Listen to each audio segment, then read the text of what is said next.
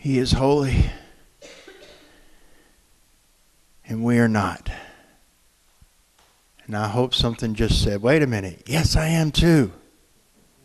Because you are, in the sense of set apart for God, chosen and claimed of Him, holy.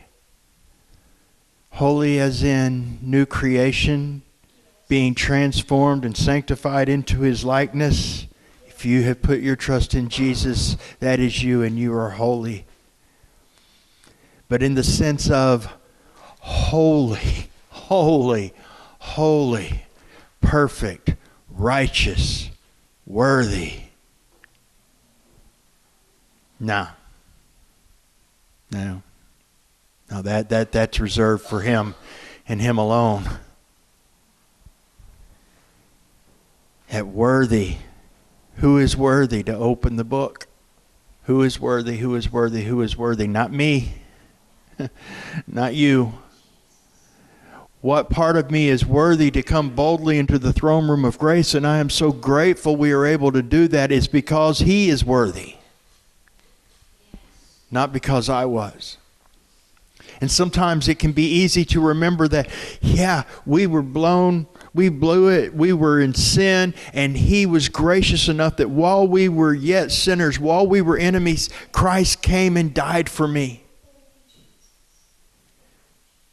But now that I've put my trust in Him, and now that His Holy Spirit is within me,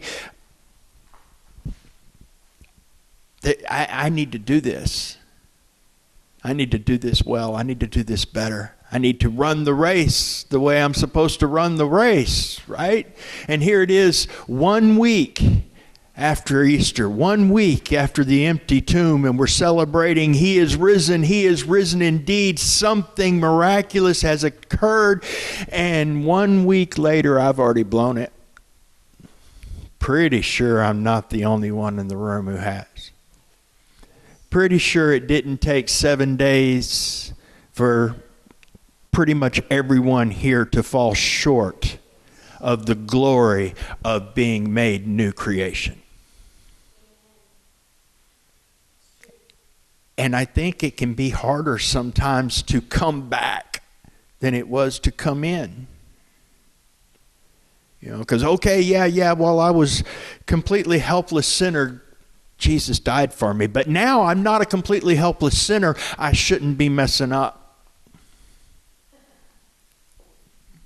Sounds pretty ridiculous when you say it out loud, right? But we live that way. And I think about Peter. Oh, thank you, Peter. Thank you for letting your mess get put in the New Testament for us. Because we focus on that, Peter denying Jesus 3 times. Yeah, it's a biggie. I've denied Him a lot more than that, but okay. That was pre-cross.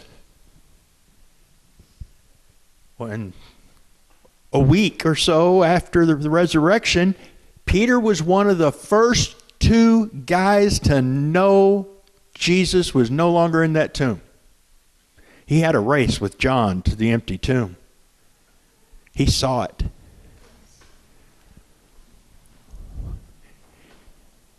The tomb is empty. And then he went fishing. And then we say that like he went in recreation. But he went back to work. But knowing a little bit about Peter, he did something a little bit even more than just going back. It wasn't just going back to his old life. We like to say that. He went back to his old life. No, he went and did what was expected of him. He'd put off the family business for 3 years. You know, he was married. He had a family to take care of. How do we know that? He had a mother-in-law. You usually don't have a mother-in-law without a wife. He did what was expected. And he didn't run back to Jesus. Jesus came out to him. Asked him for some breakfast. You out there not doing for me, doing for others. What in that can you use to bless me with? I'm here. When Peter saw him, he ran to him, swam to him. And we lose sight of that moment a little bit because Jesus asked him 3 times if he loved him and told him to feed the sheep. And so we see it all wrapped up in this nice little bubble as a restoration of the pre-cross denial. But what happened on that beach was a lot more than dealing with the pre-cross denial. It had every bit as much to do with the post-empty tomb walking away. I come to you even when you didn't come to me. That's the story of Jesus in us forever. He came to us because we didn't and couldn't come to him. That's pre-cross, that's post-cross. He comes to us. I've actually heard people preach and say that but that was before the fall of the Holy Spirit. And once the Holy Spirit came, Peter changed and he was on fire and he did this and he did that, and it's all true. And you know what else he did? He blew it for the exact same reasons.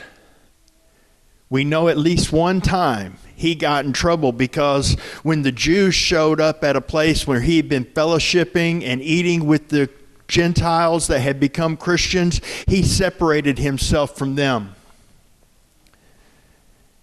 And Paul rebuked him. And he rebuked him in front of people because he committed his sin in front of people.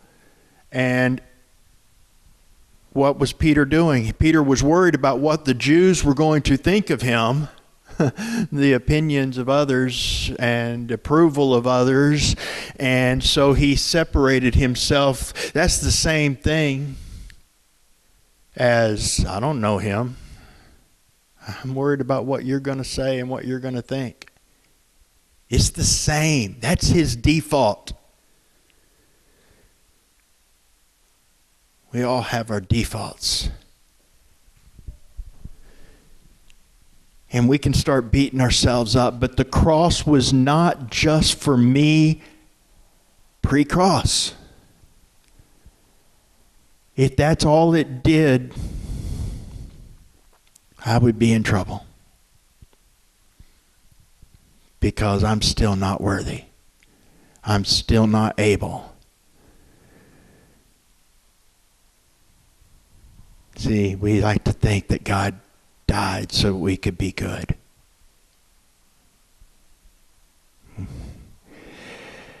He died so that we could have life and so that we could have his goodness. So when mine doesn't measure up, it belongs on the same cross as it did before, even after. Even after he says, hey, come here. And he draws us back. He comes to us. The blood of Christ is still the forgiving blood. It is still his mercy that is new every morning. It is still the grace to come as much after the empty tomb as it was before. Yes, what I did before coming to Jesus is forgiven. But thank God, after I came to Jesus is still being dealt with because of the cross. Because I came to Jesus when I was real little. So pretty much every really bad thing I've ever done has been post-belief. That's pretty messed up. But he says, come, because my grace is sufficient. Peter did get it. He did get it. He was changed. The Spirit changed his life. He helped turn the world upside down, and he eventually went to the cross himself, literally. Whether or not it was upside down, we don't know for sure. But there's pretty good evidence that he was crucified just like Jesus. He stayed faithful. He stayed true. But that doesn't mean he didn't mess up. Even the Apostle Peter, even the Apostle Paul, we all have times where we go back to our default when we mess up. That's not the time to run. That's not the time to say, I'm not worthy to come into the presence of God. You're right, you're not. He is. He put his worthiness in you. He traded his righteousness for your unrighteousness. Martin Luther called it the great exchange. And because of his righteousness, because of his worthiness, because of his holiness, you can come. Because of the cross, because of the blood. And he'll heal, he'll change, he'll restore. Give you the strength to walk with him, to serve him. So that while you're on the beach doing your thing, whatever your default is, he's there saying, I can make something good come out of even this, but I've got something better.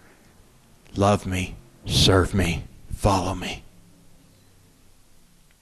And yes, even to the cross. That's what he did to us. That's what he did for us. That's what he'll do through us if we'll get out of the way and let him. But we need to stop listening to the lie that said it was okay for you to come while you were completely in your sin, but now that you've been forgiven, if you screw up, you can't come. How stupid is that? So for everybody who has screwed up this week, but believes in Jesus and is grateful for the price he paid on the cross, tables for you, tables for me.